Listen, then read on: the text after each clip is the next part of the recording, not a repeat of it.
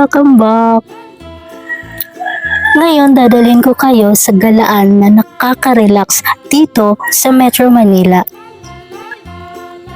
Walang iba kundi ang Polo Riverwalk na matatagpuan sa Valenzuela City. Ito nga pala ay isang linear park na itinayo sa kahabaan ng Polo River. Proyekto nga pala ito dito sa lungsod ng Valenzuela. Habang naglalakad nga pala tayo dito, mapapansin natin na sobrang ganda at maayos ang pathway. Perpektong lugar nga pala ito, lalong-lalo na sa mga nagbabike dyan, saka sa mga nagja-jogging. Dito pala guys, walang entrance fee. Isa sa nagustuhan ko dito ay tahimik at presko yung atmosphere.